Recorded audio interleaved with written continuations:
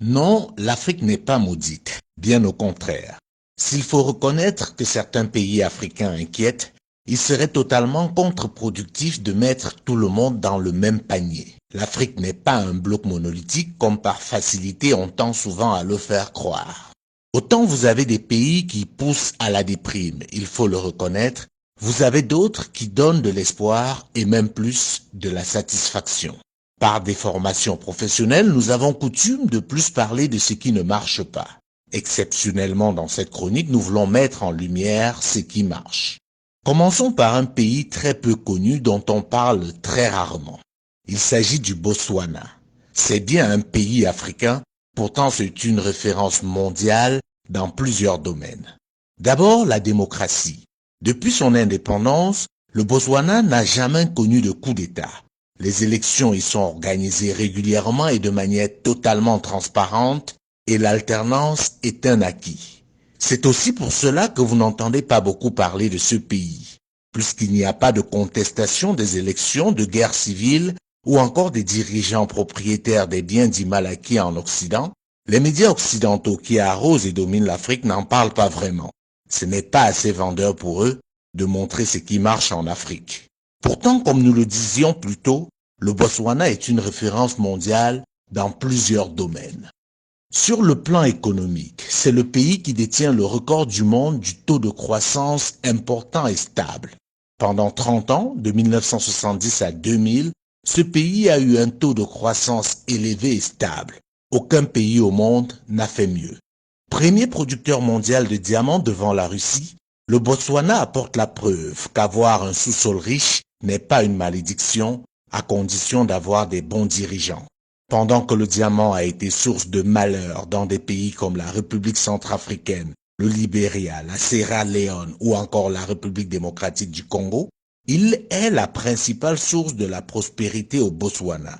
Il constitue un tiers du produit intérieur brut de ce pays. L'exploitation du diamant profite en premier lieu au Botswanais. Le diamant du Botswana est aujourd'hui trié, taillé et vendu sur place. C'est le seul pays africain qui a réussi à imposer cela à ses partenaires.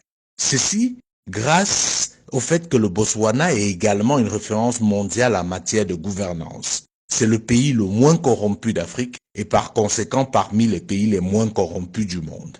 Les premiers bénéficiaires de la vente du diamant du Botswana sont les Botswanais, car l'essentiel de cet argent est investi dans l'éducation et la formation. Le Botswana est l'un des pays au monde qui investit le plus dans l'éducation par habitant. Les étudiants botswanais reçoivent une bourse comprise entre 150 et 200 dollars par mois. Pour les plus brillants d'entre eux, si leur filière n'existe pas dans les universités botswanaises déjà assez prestigieuses, l'État vous envoie vous former partout dans le monde sans que vous ne déboursiez le moindre frais. Sur le plan sanitaire, si l'épidémie du sida résiste, il faut noter que le Botswana est le premier pays africain à rendre les antirétroviraux gratuits. La principale raison du succès du Botswana, c'est le leadership. Ce pays a eu des dirigeants exceptionnels et d'un patriotisme agissant. Le premier d'entre eux, Seretse Khama, mérite qu'on le connaisse, qu'on parle plus de lui et qu'on lui donne le rôle de modèle. C'est lui qui a imposé sa vision à ses successeurs, qui se sont alignés, chacun essayant de faire mieux que son prédécesseur. Oui, le Botswana est un pays africain, ancienne colonie britannique et aujourd'hui véritable référence mondiale. À côté du Botswana, on peut parler des pays comme l'île Maurice, le Cap-Vert, l'Éthiopie. Oui, l'Éthiopie, vous ne rêvez pas. Ce pays qui il y a encore quelques années était la honte du continent, dévasté par la famine, est devenu, grâce à ses leaders, une référence en Afrique et dans le monde. Bien entendu, dans cette liste, nous ne pouvons pas oublier de citer le Rwanda.